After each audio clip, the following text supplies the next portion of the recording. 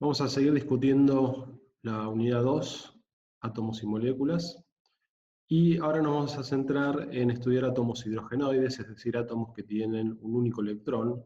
Si tengo un solo protón en el núcleo es el átomo de hidrógeno, pero puedo tener más de un protón, entonces el átomo se llama átomo hidrogenoide. Bueno, nosotros vimos hace poquito el modelo atómico de Bohr, que era un modelo que surgió de la necesidad de explicar ciertos experimentos de espectroscopía, y vimos que el modelo atómico de Bohr tenía, introducía el concepto de órbitas. Los electrones no se podían mover en cualquier distancia del núcleo, sino que se tenían que mover en ciertas órbitas, y cada una de esas órbitas o niveles estaba caracterizado por una energía. Por otro lado, vimos que el modelo del átomo de Bohr no era un modelo definitivo del átomo, sino que todavía tenía algunas cosas que no eran del todo correctas, pero surgió en ese momento una teoría mucho más consistente y más formal, que era la ecuación de Schrödinger, la mecánica cuántica, perdón, que en una formulación de la mecánica cuántica, que es la formulación ondulatoria, da lugar a la ecuación de Schrödinger. Y vimos también de que la ecuación de Schrödinger, para el caso del átomo de hidrógeno, o mejor dicho, átomos hidrogenoides, tiene solución exacta. O sea que lo que vamos a discutir ahora es, si uno quiere, este modelo superador del átomo de Bohr. Vamos a ver qué es lo que nos dice la ecuación de Schrödinger cuando la resolvemos para el caso del átomo de hidrógeno.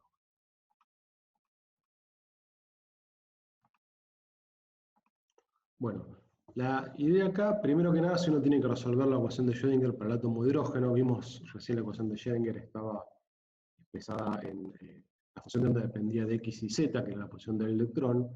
Como el átomo de hidrógeno es esférico, lo que tiene simetría esférica, no, lo que uno primero puede hacer es hacer un cambio de coordenadas y usar coordenadas esféricas, que es mucho más facilita muchísimo poder resolver la ecuación de Schrödinger para este sistema, ¿sí? Es mucho más conveniente. Entonces, cuando yo hago un cambio de coordenadas a coordenadas esféricas, lo que hago es paso de trabajar en x y z a trabajar en r, θ y φ, ¿sí? Entonces, de alguna forma lo único que estoy haciendo acá es un cambio de coordenadas y puedo reescribir la ecuación de Schrödinger en las coordenadas nuevas. Y entonces, si yo resuelvo la ecuación de Schrödinger para el átomo de hidrógeno, que no lo vamos a hacer, matemáticamente es bastante complicado, lo que puedo obtener son dos cosas. Puedo obtener las energías de los distintos niveles de energía para el átomo de hidrógeno y las funciones de onda.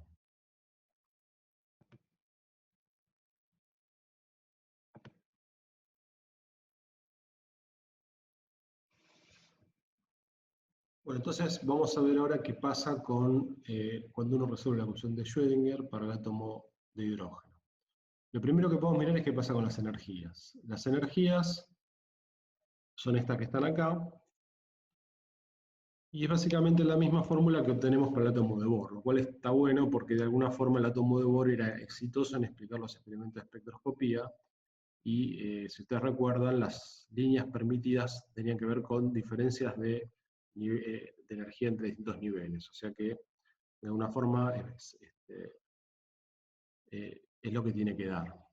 Si ustedes recuerdan, acá la energía dependía de un número n, que en el átomo de Bohr identificaba la órbita, y una constante de Rydberg que valía 13.6 electronvoltios.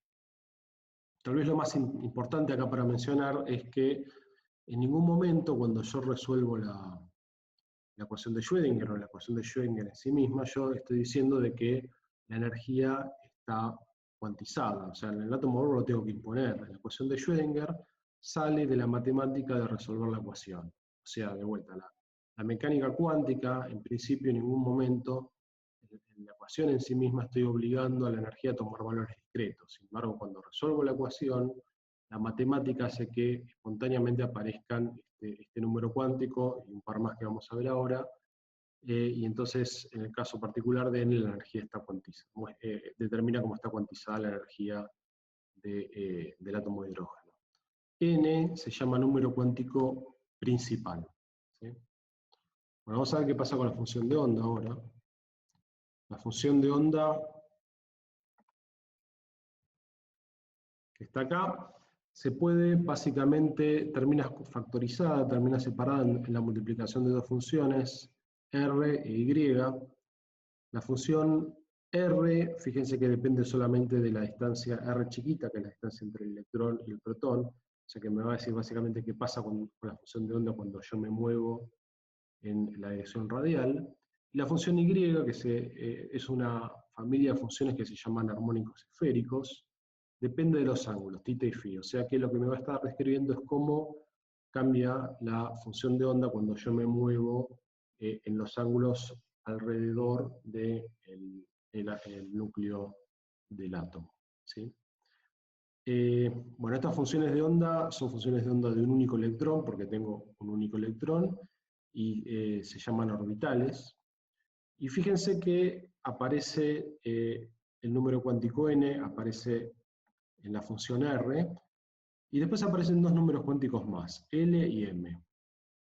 L se llama el número cuántico de momento angular, también en algunos libros se lo encuentra como un número cuántico azimutal, y M es el número cuántico magnético. ¿Sí? Fíjense que, por ejemplo, la función esta que describe la dependencia de los ángulos, estos armónicos esféricos dependen de L y de M, pero no de N. Entonces, lo que es importante acá acordarse es que la energía depende solo de N, mientras que la función de onda depende de los tres números cuánticos, N, L y M. Ahora vamos a ver en un rato cómo son estas distintas soluciones. Vamos a ver una visualización de estas funciones. Después, una cosa que es importante también es que estos números cuánticos no pueden tomar cualquier valor. Ya vimos que n toman valores de números enteros, puede valer 1, 2, 3, 4, no puede tomar valores fraccionarios, ni negativos, ni puede valer 0. L va a ir desde 0 hasta n-1, eso significa que si n vale 1, L va desde 0 a 0, o sea que solamente puede valer 0. Si n vale 2, L puede ir de 0 a 1, o sea puede valer 0 o 1. Si n vale 3, L puede valer 0, 1 o 2, y así siguiendo. Y M puede ir de menos L a más L, o sea que si n vale 2, L puede valer 0 o 1. Si n vale 2 y L vale 0, M vale 0. Pero si n vale 2 y L vale 1, M puede valer menos 1, 0 o 1. ¿Sí? M siempre pasa por el 0 también, o sea, va a ir, por ejemplo, si L vale 1, M va a valer menos 1, 0 o 1. De todas formas, estas reglas las vamos a repasar también en los problemas. Ahora la pregunta que me voy a hacer es, para un nivel dado de energía, ¿sí? Recuerden que el número n define las energías posibles, ¿cuántos estados tengo? ¿Y qué es un estado? Bueno, un estado es básicamente un estado está definido por los tres números cuánticos, por n, l y m. O sea que si yo le pongo valores a esos tres números cuánticos, tengo un estado. El estado depende de los tres números cuánticos, el nivel depende solamente de n. Entonces, ahora lo que es, por supuesto, importante es que si yo miro estas reglas que les acabo de comentar, acá, dependiendo del valor de n, voy a tener estas combinaciones de L y de M. O sea que en un nivel dado, dado por la elección de n, puedo tener distintos números de estados. Entonces, ahora la pregunta es cuántos estados tengo por nivel de energía. Entonces, en este gráfico lo que está puesto es la energía y cada estado está señalado con una liñita. ¿Está bien? Este gráfico que está acá es el mismo que el de la izquierda. La única diferencia es que corté acá la escala para que se vea un poquito mejor. Y entonces, bueno, vamos a empezar por el nivel fundamental. Acá n vale 1. En este caso, como L puede valer solamente de 0 a n-1, solamente puede valer 0, entonces tengo un estado. Si n vale 2, ahora tengo dos posibilidades para L. L puede valer 0 o puede valer 1. Si L vale 0, M, que va desde menos L hasta L pasando por 0, tiene que valer 0. Si L vale 1, M puede valer menos 1, 0 o 1. O sea que acá tendríamos 4 estados. En el caso de n igual a 3, L puede valer 0 y M vale 0, L puede valer 1 y M vale menos 1, 0, 1, L puede valer 2 y M vale desde menos 2 a 2. O sea que tengo 5, más 3, 8, más 1, 9 estados. Y así siguiendo, uno puede seguir haciendo esta cuenta para arriba, aunque en general, desde el punto de vista de la química, vamos a ver que no hay demasiado interés en ver orbitales con número atómico n mayor que 4. También una cosa que notamos acá es que hay como una cierta nomenclatura. Fíjense que a este estado yo lo llamé 1s, a estos estados los llamé 2s, 2p, 3s, 3p y 3d. Eso tiene que ver con que el primer número es n, y la letra que acompaña al número está definida por L. ¿Sí? Si L vale 1, perdón, si L vale 0, el orbital es de tipo S. ¿Sí? Si L vale 1, el orbital es de tipo P, y si L vale 2, el orbital es de tipo D. Ahora vamos a ver en un segundo eso con un poquito más de detalle.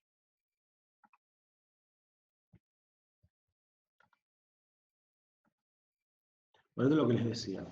Acá lo que estoy graficando es la función de onda.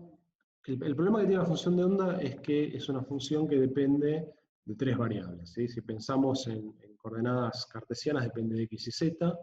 Si pensamos en coordenadas polares, coordenadas esféricas, depende de r, θ y φ. El problema es que graficar una función que depende de 3 coordenadas no se puede, porque siempre uno para graficar requiere el número de coordenadas más 1. ¿Sí? Si yo tengo una función de una variable, la puedo graficar en 2 dimensiones. Si yo tengo una función de 3 variables, necesitaría 4 dimensiones y no tengo forma de graficarla. Entonces hay que recurrir a algún truco para hacerlo. Y el truco para hacerlo es graficar superficies donde la función de onda tenga un valor constante. ¿Sí? Entonces, esto acá es lo importante. Cuando uno grafica orbitales, un orbital no es una pelota, un orbital es una función matemática, y la pelota es una representación de esa función matemática tomando un valor de la función constante. O sea, uno puede decir, bueno, en esta superficie la función de onda toma un valor constante. Vamos a ver también que en algunos aparecen superficies azules o rojas, y eso tiene que ver con el signo. La función de onda puede valer, por ejemplo, 1 en las superficies azules y menos 1 en las superficies rojas, por decir algo. Bueno, acá lo que entonces, de alguna forma, estas representaciones me dan idea de la forma de los orbitales. ¿Sí? Como les había dicho, la forma no depende de la función R, sino depende de la función Y, que son los armónicos esféricos. Y la función Y depende solamente de 2 números cuánticos, de L, que es el número cuántico del momento angular, y M, que es el número cuántico magnético. Entonces, vamos a ver la primera posibilidad, es que L vale 0, y M tiene que valer sí o sí 0, y eso se llaman orbitales S, que, como se muestra acá, tienen básicamente la forma de una esfera. Cuando me voy a L igual a 1, ahora tengo 3 posibilidades. M puede valer menos 1, 0 y 1. Y estas 3 posibilidades me dan lo que se llaman los orbitales P, que tienen forma, se dice que son 2 lóbulos, ¿sí? Básicamente es un lóbulo positivo y un lóbulo negativo, no son esferas, son como un poco más alargados. Y tengo 3, cada uno orientado en un ángulo en particular. Acá faltaría tal vez graficar un sistema de coordenadas, ¿sí? Yo puedo tener un sistema de coordenadas, sería algo así. Esto es X, Z es el que sale del plano, y bueno, ahí estaría un poquito como recostado, o sea, fíjense acá, este orbital PX está alineado con con el eje X, este acá, orbital PI, estaría alineado con el eje Y, y el orbital PZ sería el que sale del plano de la pantalla, ¿sí? O sea, entonces, en el caso de los orbitales P, cada orbital está alineado con un eje en particular, y tengo 3 orbitales. Bueno, y cuando L vale 2, ahora tengo 5 posibilidades. Cada una de estas 5 posibilidades ahora ya no están alineadas exactamente con un eje, y no solo eso, sino que hay algunas que se ven un poco distintas que otras. Por ejemplo, la dz cuadrado se ve un poco distinta que las otras. Pero bueno, no voy a entrar en detalles, pero sepan que son 5 los posibles orbitales. Ya que estamos acá, les muestro otra cosa. Por ejemplo, los orbitales px, va a aparecer una cosa que se llama plano nodal. Imagínense que yo tengo acá un plano acá que separa, ¿sí?, que corta el eje X y separa los dos lóbulos. En ese plano, justo en todo ese plano, la función de onda vale 0. Y la función de onda al cuadrado vale 0 también. O sea que es un plano donde no tengo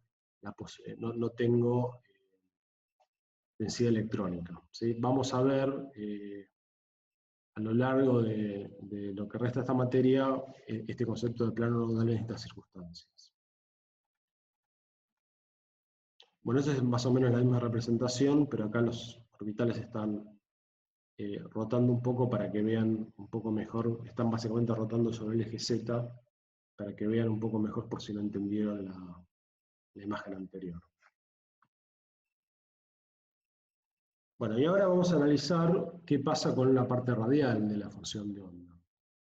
Yo les comenté recién qué pasaba con, si no quieren, los armónicos esféricos. Ahora la pregunta es qué va a pasar con la parte radial. Entonces, uno acá, la parte radial depende solo de R, entonces es una función, esta función que está acá depende solo de R, entonces se puede graficar en un gráfico donde grafico el valor de la función de onda en el eje de las Y, y en el eje de las X estoy graficando Y, y en el eje de las X estoy graficando R, ¿sí? Y acá está graficado para el 1S, el 2S y el 3S. A la derecha lo que está graficado es como una especie, imagínense, un corte del átomo, donde estoy viendo, de alguna forma tiene la misma información que estos gráficos de la izquierda, pero lo estoy viendo en términos de la densidad, no de la densidad, sino de los valores de la función de onda, ¿sí? Acá azul o amarillo significan que la función de onda tiene distintos signos. Bueno, lo más interesante que pasa en estos gráficos es que hay ciertos valores para los cuales la función de onda vale 0. En el caso del 1S no hay ningún valor, parecería que vale 0 cuando toca el eje X, pero en realidad nunca es ese 0. Sin embargo, en el caso del 2S hay un valor justo ahí, donde la función de onda vale 0, que en este gráfico sería acá. Y en el caso del 3S hay dos valores, ahí, donde la función de onda vale 0, que es acá y acá. O sea, lo que ocurre acá es que en la función de onda radial, en la dirección radial, también tengo esferas, si uno quiere, casquetes esféricos, donde la función de onda vale 0. ¿Sí? Tengo nodos. Podemos ver también qué pasa con la parte radial para las funciones P y las funciones D. Acá también vemos que tengo nodos, no voy a entrar en detalle. Uno puede mostrar que la cantidad de nodos que hay en esta función radial va como n menos L menos 1. ¿Sí? Entonces yo tengo, por ejemplo, el 3P, n vale 3, L vale 1, menos 1, me tiene que dar un nodo, que es este que está acá. ¿Sí? Es una fórmula que uno puede usar. Bueno, una cosa que en principio uno podría decir, bueno, esta función de onda radial me da información de cuál es la densidad electrónica en distintos puntos del átomo. Ahora, si uno ve esto, por ejemplo, dice, bueno, la función de onda, por ejemplo, para el 1S es máxima en 0, lo cual me diría que lo más probable es encontrar al electrón arriba del núcleo. y sin embargo eso no tiene mucho significado. Primero porque arriba del núcleo no puede estar, porque está el núcleo, y segundo porque el centro de la esfera es un punto nada más, y sería muy difícil tener toda la densidad electrónica en un punto. La mayor parte de la densidad electrónica en un punto. Lo que pasa acá es que, de alguna forma, lo que me falta considerar es el hecho de que a medida que yo me alejo del centro de la esfera, cada vez tengo más volumen disponible, ¿sí? O sea, uno puede pensar, el centro es un punto, y cuando me alejo una instancia R, el volumen, o si uno quiere, podemos pensar en términos de la superficie de la esfera va creciendo como R al cuadrado. Entonces, en realidad lo que uno tiene que graficar para que tenga más sentido es lo que se llama la densidad de probabilidad radial, que es la función R que yo venía discutiendo por R al cuadrado. ¿Sí? Y esto sí, esta función de distribución radial, R cuadrado, perdón, esto es R cuadrado por la función R al cuadrado, me dice cuál es la probabilidad de encontrar un electrón a una cierta distancia del núcleo atómico. Entonces, acá también se ve la presencia de los nodos. Fíjense, acá está el nodo del 2S y los dos nodos del 3S.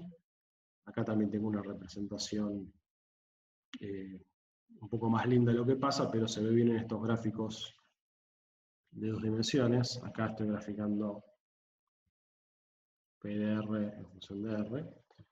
Y tal vez lo más interesante que se ve en estos gráficos, ahora después los vamos a usar para otra cosa, pero una cosa interesante es que este pico que aparece acá, aparece en A0, que era el famoso radio de Bohr, si se acuerdan cuando discutimos el modelo atómico de Bohr, que es más o menos 0,5 Armstrong. Todas estas distancias, perdón, no lo dije, están en Armstrong. O sea que de alguna forma lo que me está diciendo es que el tamaño, si uno quiere, entre comillas, del orbital 1S es el radio de Bohr.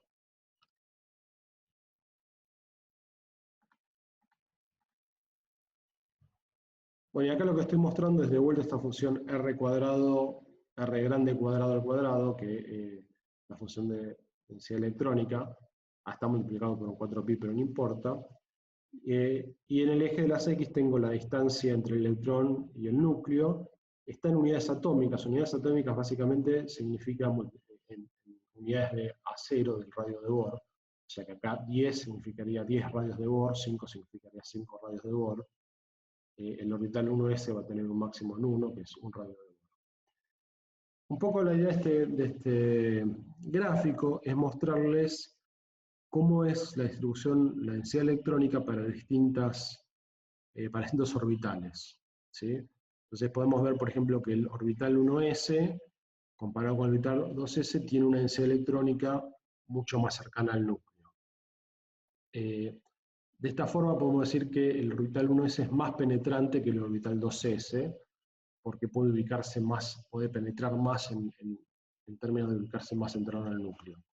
También va a ocurrir que los electrones que están en el orbital 2S van a estar lo que dice apantallados por los electrones del orbital 1S. Básicamente, si yo tengo un